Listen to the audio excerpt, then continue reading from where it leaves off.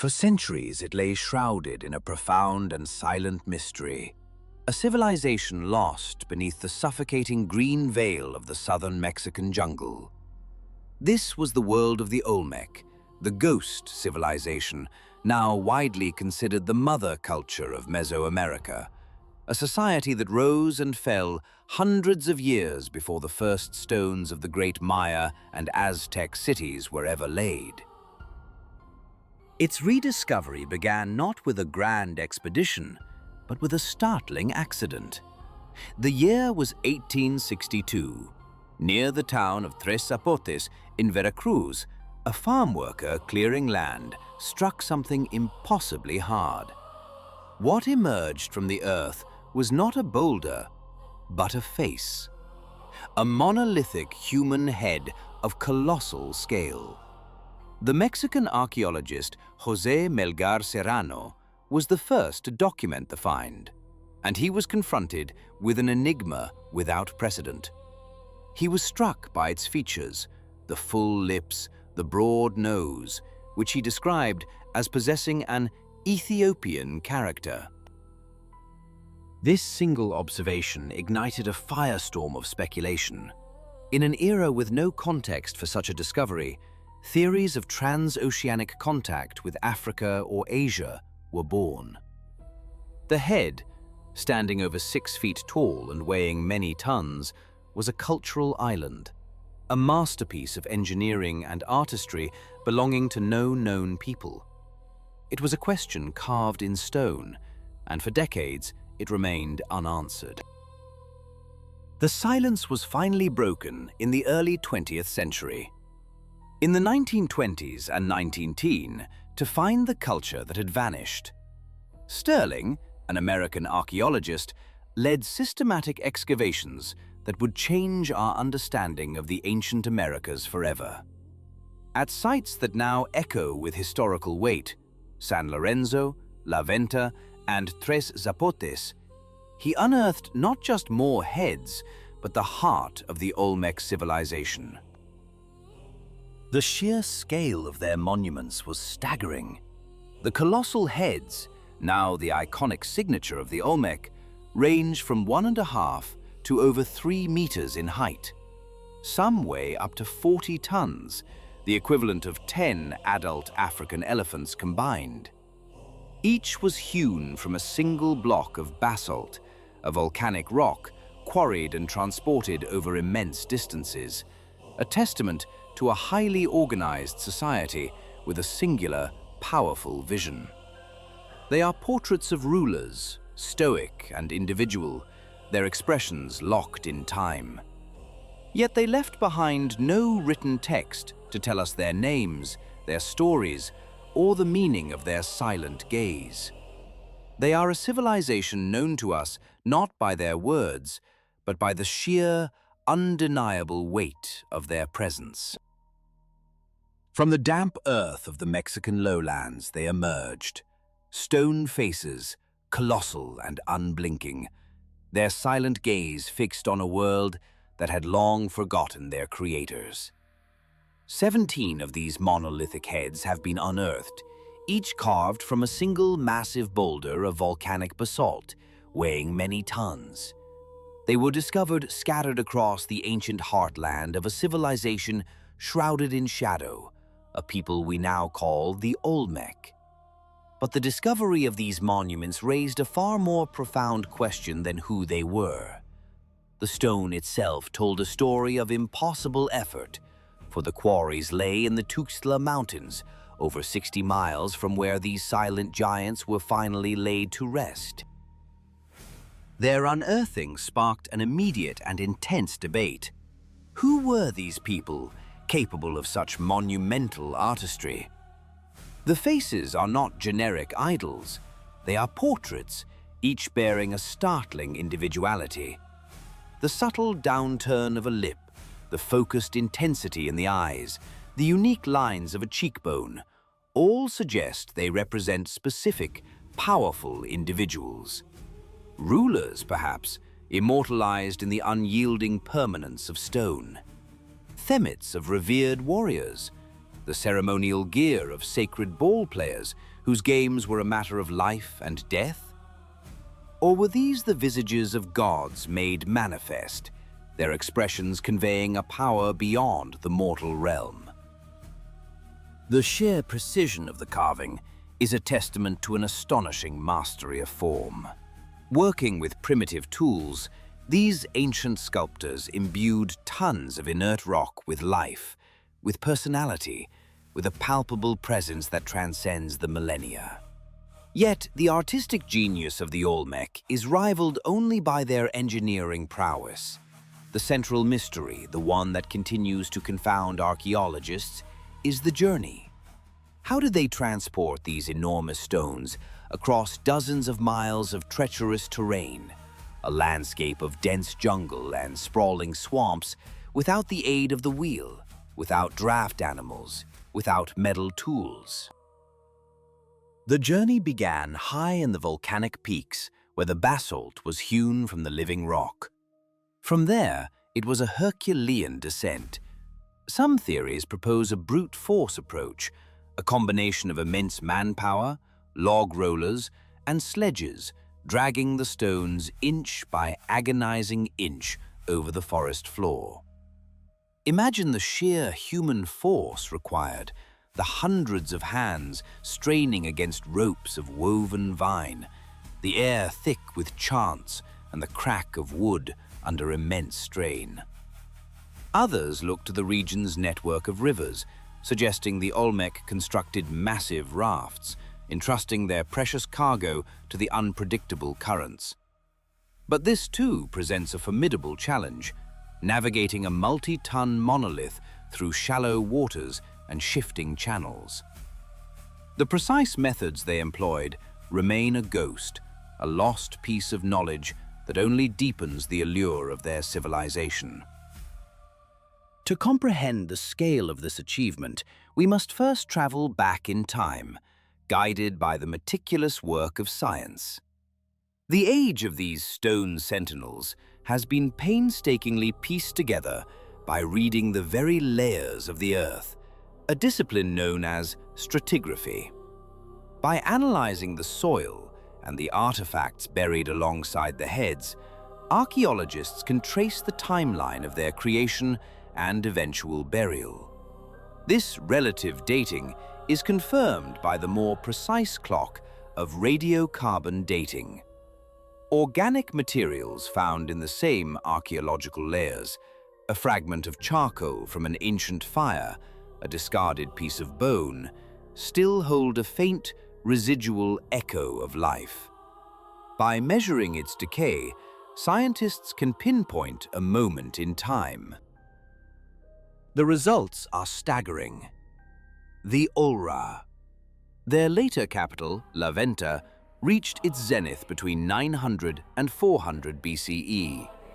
This places the Olmec at the very dawn of Mesoamerican civilization, a foundational mother culture that existed for centuries before the first great pyramids of the Maya would pierce the jungle canopy.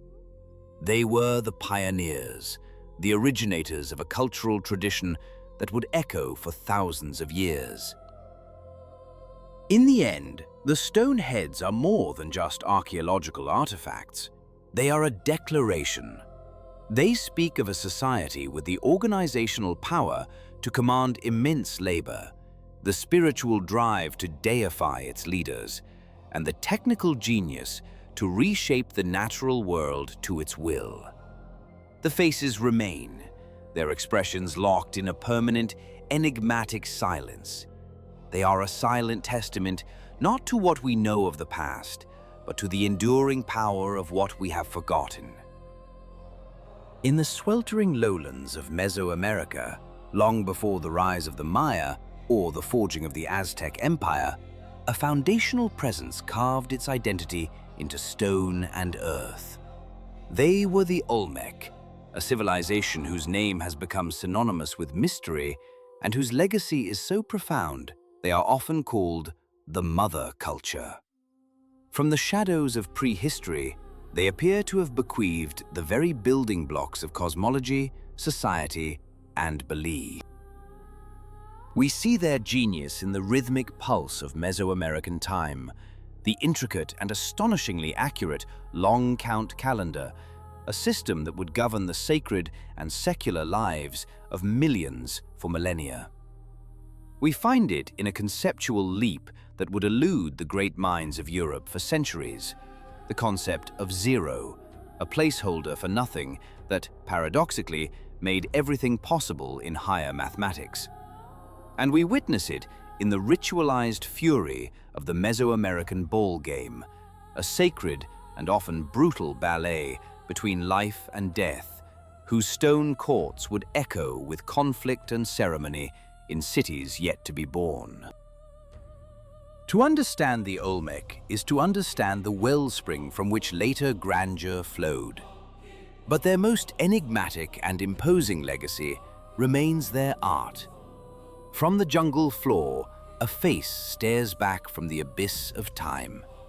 Carved from single colossal boulders of volcanic basalt weighing many tons are the Olmec heads.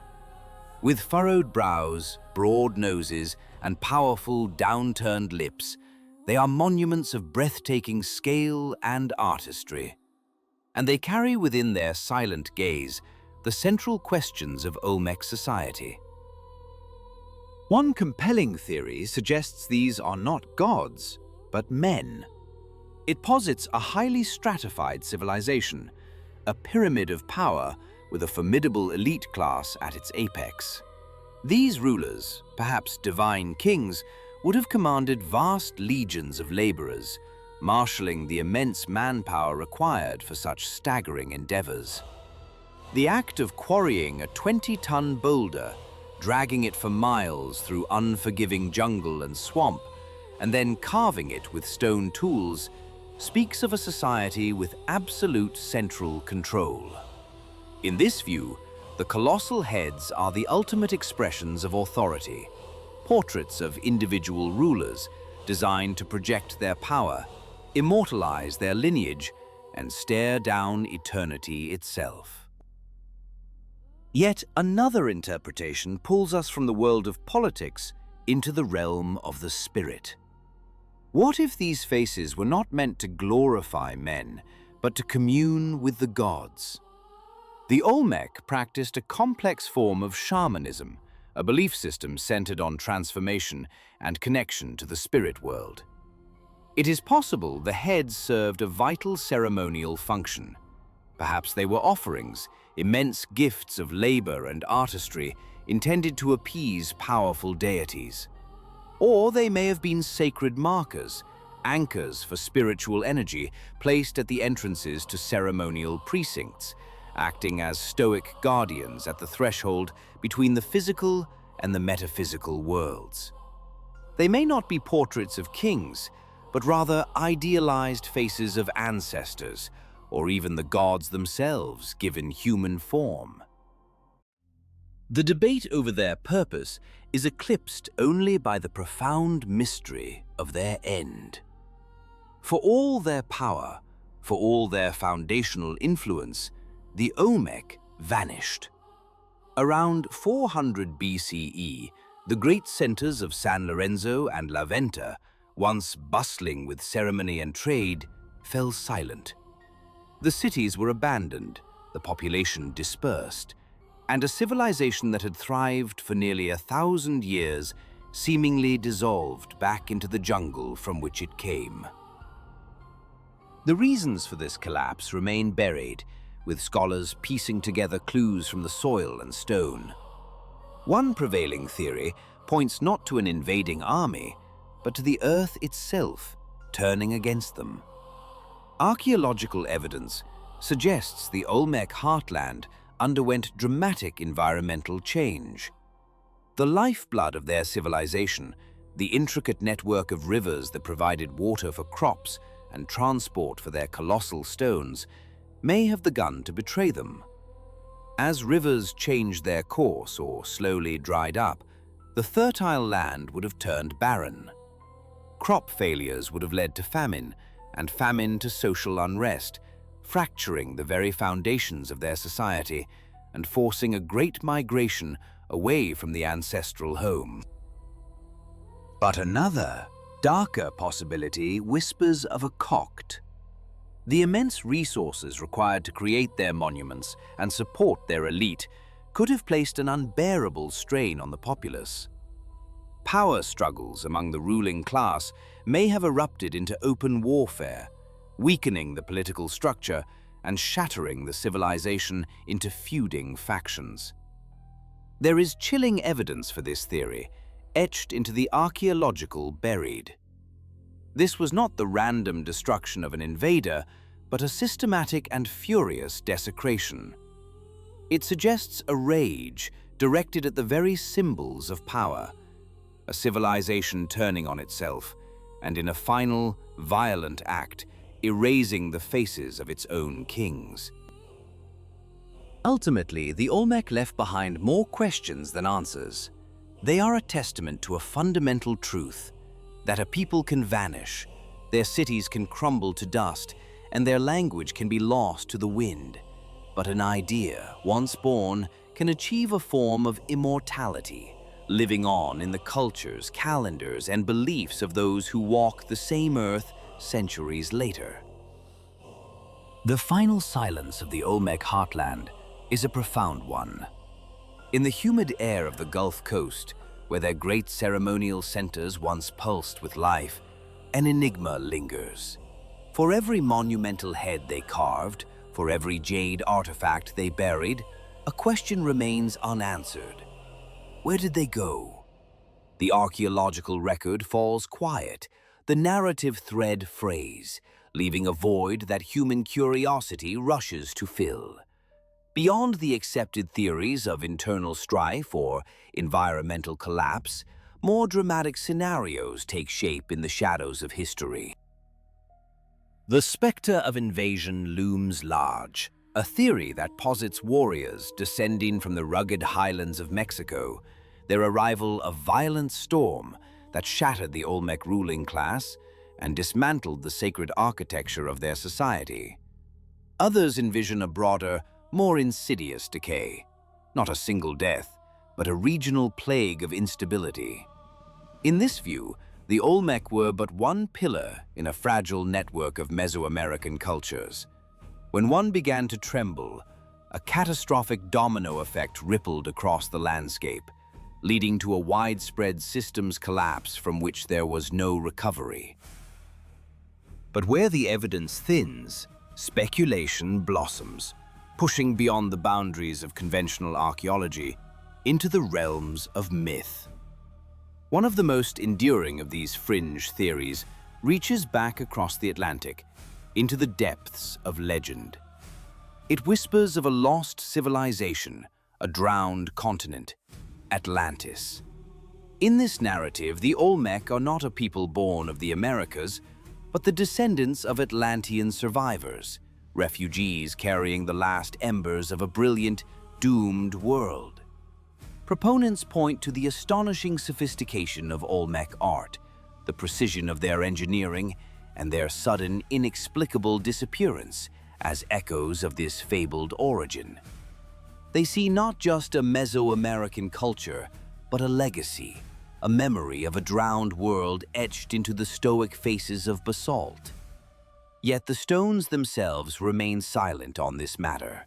No inscription, no artifact, forges a tangible link to Plato's tale.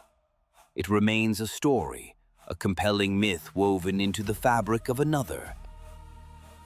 If one theory looks to a lost world beneath the waves, another turns its gaze to the stars. This idea suggests the Olmec were not alone in their ascendancy, that their rapid technological and cultural leap was guided by extraterrestrial beings. The colossal stone heads, with their serene and powerful expressions, become central to this hypothesis. The sheer logistical challenge, quarrying multi-ton blocks of volcanic rock, transporting them over 60 miles of swamp and jungle, and carving them with impossible precision, has led some to question the limits of human capability. Could a society, armed with only the tools of the earth, have achieved such feats? Or did they receive a helping hand, their inspiration drawn not from the faces of their rulers, but from the visages of visitors who descended from the sky? Again, archaeology offers a more terrestrial, though no less remarkable, explanation. It speaks of immense manpower, of unwavering religious devotion, of a society organized with a singular purpose. The heads stand as a testament not to alien technology, but to the staggering power of human ingenuity and collective will. The unearthing of the Olmec was a revelation for the Maya and the Aztec to come. Their mysteries endure, yet these more imaginative theories, while unsupported by science, serve a deeper purpose. They are a reflection of our own awe, our innate desire to connect with a past so monumental it feels almost beyond human. This search for answers, this pull of the unknown, is a universal human story. The Olmec enigma is not unique. Across the globe, the Earth holds its secrets tightly, waiting for the right moment or the right person to reveal them. Sometimes, the key to unlocking a forgotten world lies not in academic debate, but in the simple, persistent curiosity of a single individual. Half a world away, under the verdant hills of Zhejiang province in China, a different kind of mystery slept, submerged and silent. In the small village of Shiyan Beikun, life moved the steady rhythm of the seasons, a cycle of planting and harvest played out against a picturesque landscape. Here it was not a scholar or an explorer, but a local farmer named Wu Anai who would stumble upon the threshold of the unknown. For generations, the villagers had known of the deep, rectangular ponds that dotted their landscape. They were a local curiosity, unnaturally square, and so deep that the locals called them bottomless ponds. They were a source of fish, a place for laundry, but always a quiet question mark on the land. It was this question that took root in Wu Anai's mind, a simple, nagging thought that would ultimately drain the water from the world of the known and expose a wonder that defied all explanation. In the quiet, rolling hills of Zhejiang province, history was thought to be a settled matter. The region was known for its tea and its tranquil landscapes, not for buried wonders or archaeological upheaval. But history is so often a story of accident, a narrative rewritten not by careful planning, but by chance encounters with the unknown. For the villagers of Shiyan Beichun, that encounter began with a simple, persistent problem: a pond. It was a local anomaly, a body of water that stubbornly refused to yield its secrets or its contents. Year after year, it resisted the dry seasons, and when the community turned to it for irrigation, it proved to be an inexhaustible, almost defiant source. This aquatic riddle piqued the curiosity of one villager, a man named Wu. His curiosity festered into a communal resolve. Pooling their meager resources, Wu and his neighbors acquired a set of rudimentary pumps, determined to drain the pond and unearth the reason for its unnatural permanence. For 17 days and 17 nights, the pumps roared, siphoning away the dark water. Over 20,000 cubic meters were displaced, a volume that could fill 8 Olympic swimming pools. As the water level finally dropped, the villagers stared into the receding murk, expecting to find nothing more than mud and stone. Instead, they found the impossible. Emerging from the depths were the clean, deliberate lines of a man-made threshold, an entrance carved directly from the solid bedrock. They had not drained a pond, they had breached the entrance to a lost world. This first cavern, later designated Cave 1 of the Longyo Grottos, was an architectural revelation. They had stumbled into a subterranean cathedral, a vast, silent chamber supported by colossal pillars of rock, each left standing by the hands that had carved out the space around them. Every surface, from the towering walls to the 30-degree sloped ceiling, was alive with the uniform, rhythmic marks of a chisel, a testament to an unimaginable feat of organized labor. This was not the work of nature, nor of a single lifetime. It was the product of a staggering collective will, a society marshalling immense human power for a purpose now utterly lost to time. Word of the discovery did not spread. It erupted. The news rippled across the region, a fantastic tale of a hidden world that captured the imagination of the public and the focused attention of the academic world. The initial find was not an isolated chamber, but merely the first chapter of a much larger story. Spurred on by the magnitude of their discovery, the local community continued their search, and by the close of 1992, 4 more grottos had surrendered their secrets to the light. Each was a unique variation on a theme, a sprawling, hand-carved labyrinth hinting at a civilization of profound sophistication, yet one that had left no other trace of its existence. No mention in any historical text, no legend, no whisper in the folklore.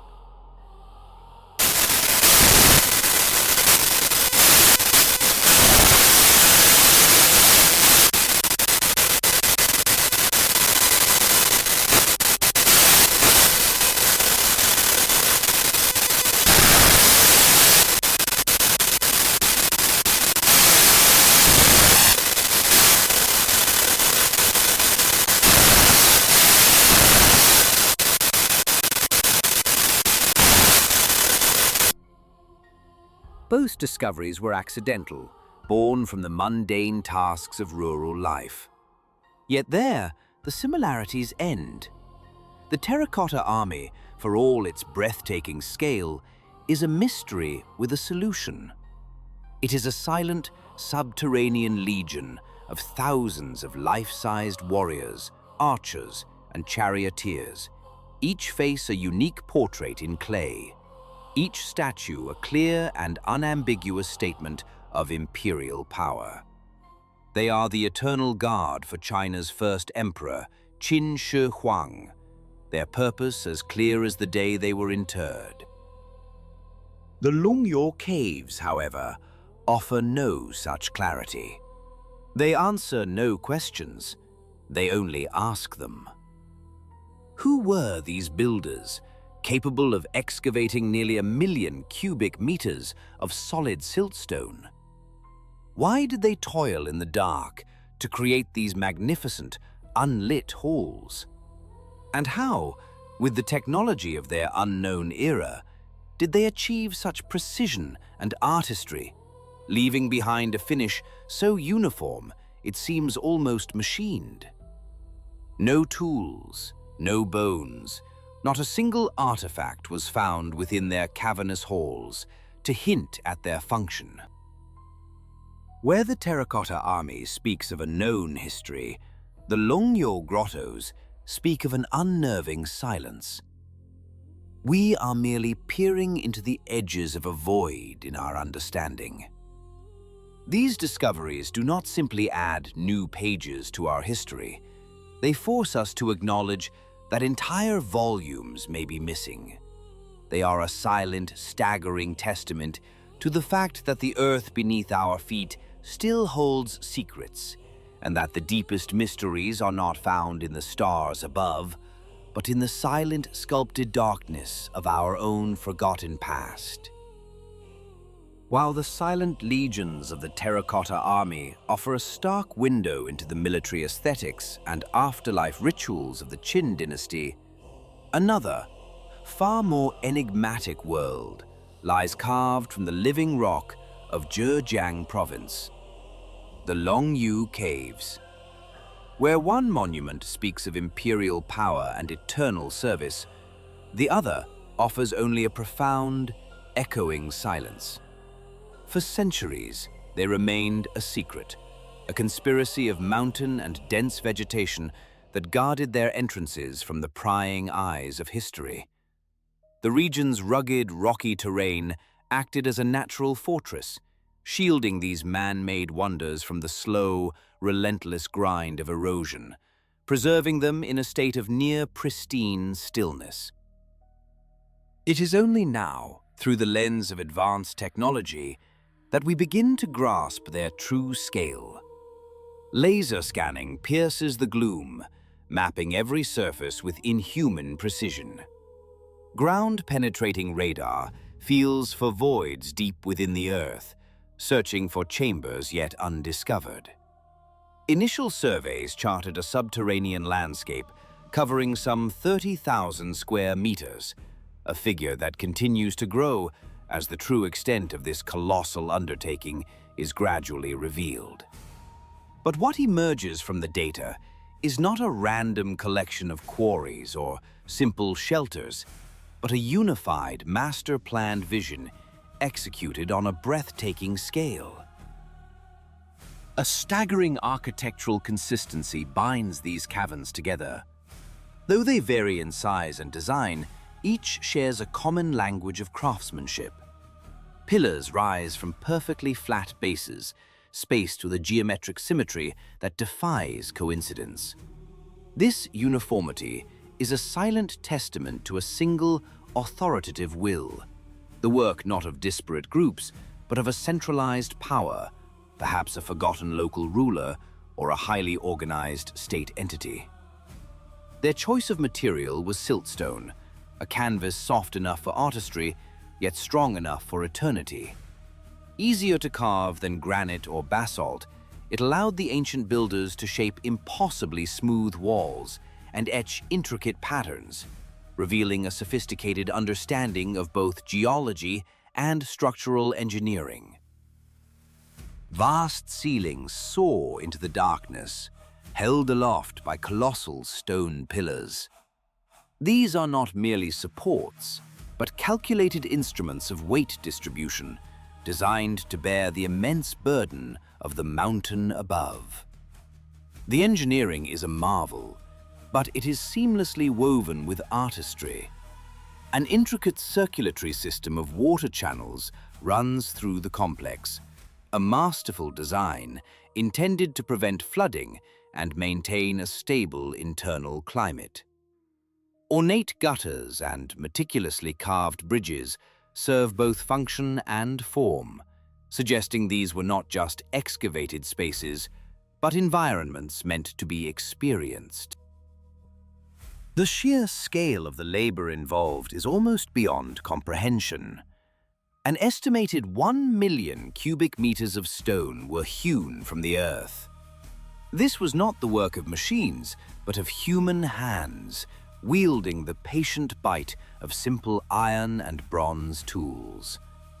It would have required the coordinated effort of thousands of laborers, their lives dedicated to a purpose we can no longer name, toiling for decades, perhaps even for centuries. Every chiseled groove on the cave walls, when examined in detail, becomes a syllable in a language we have yet to decipher, offering archaeologists faint clues into the technological capabilities of this lost civilization. The Terracotta Army had a clear author and a clear purpose. The Longyo Caves have neither. No chronicle, no inscription, not a single stray character has ever been found to explain who built them or why. A project of such monumental scope, requiring such immense organization, could not have existed without a powerful reason. Yet history has chosen to forget it entirely. They stand as a humbling reminder that the grandest of human ambitions can be rendered anonymous by time, leaving behind not a story, but only the magnificent, silent stage on which it was performed. Beneath the earth of Zhejiang province, a clock of geology has been wound back. Carbon-14 analysis, a whisper from the atoms themselves, pushes the origins of these chambers into the mists of antiquity, to the era of the Eastern Zhou dynasty, more than 2,000 years ago. This was a time of warring states, of blossoming philosophy, a foundational period for Chinese civilization. And yet, of this monumental undertaking, not a single word was written. No imperial decree, no builder's ledger, no poet's verse speaks of their creation. This absolute silence in the historical record is the chasm at the heart of the Long Yu enigma. Out of this void, theories bloom, each attempting to cast light into the perfect man-made darkness. One of the most pragmatic hypotheses suggests these were not palaces or temples, but immense subterranean granaries. Proponents of this view point to the cave's very nature, a constant cool temperature, a stable humidity shielded from the volatile seasons above. These are the ideal conditions for the long-term storage of grain, silks, or other precious commodities. The interior architecture seems to support this. Platforms and ledges, carved with intention, appear as a meticulously planned system for organizing goods. The intricate drainage channels, a marvel of ancient hydrology, could have served to wick away any threatening moisture, ensuring the preservation of a kingdom's wealth. A grander, more solemn purpose is also considered, that these were tombs for kings or a necropolis for the nobility. The sheer scale of the endeavor, the millions of cubic meters of stone displaced by human hands, speaks of reverence and power. It aligns with a timeless human impulse seen across the globe, to carve eternal resting places for the elite. The craftsmanship, the uniform, almost decorative chisel marks that cover every surface, suggests a project of immense significance, befitting a dynasty's final repose. But a tomb without a body, without an artifact, is merely an empty room. Despite exhaustive searches, not a single human remain, not one shard of funerary pottery has ever been recovered. The chambers are pristine, sterile, as if their intended occupants never arrived. This profound emptiness leads others to look toward the heavens. Could these have been sacred spaces, designed for ceremony and ritual? The seclusion, the profound silence that absorbs all sound within the colossal stone walls, would create an unparalleled environment for spiritual contemplation. It is a pattern repeated in countless cultures. The cave as a womb of the earth, a place for communion with the divine.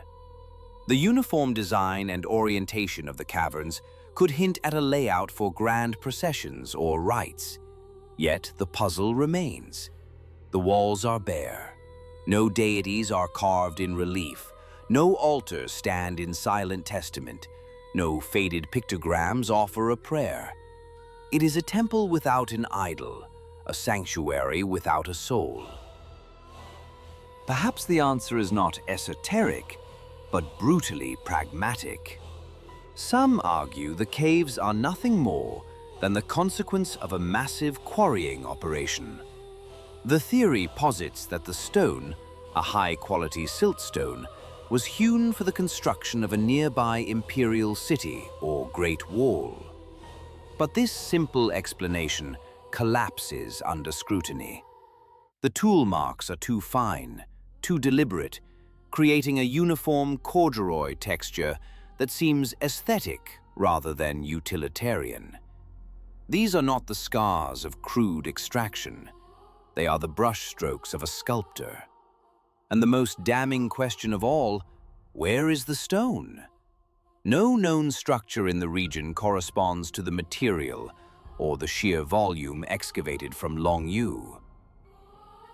This leads to the most speculative of ideas, that the caves were a sophisticated astronomical observatory. Some researchers propose that the precise angles of the shafts and the orientation of the chambers align with specific celestial events, the solstices, the equinoxes, the rising of particular stars.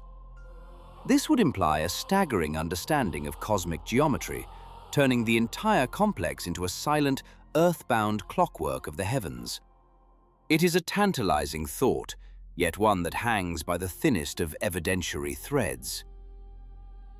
To understand Long-Yo is to place it in the context of humanity's ambition to reshape the planet. Miles away, across continents and deserts, the Nabateans carved the city of Petra from the rose-red cliffs of Jordan. One, a secret carved into the darkness below the earth. The other, a city blushing in the desert sun, revealed to all. But Petra, for all its majesty, has a voice. We know its creators, its purpose as a nexus of trade, its eventual decline. Long-Yo offers no such comfort. It stands as a testament to an unknown people for an unknown reason. They are a monument not to a known history, but to the profound and enduring silence that history leaves in its wake.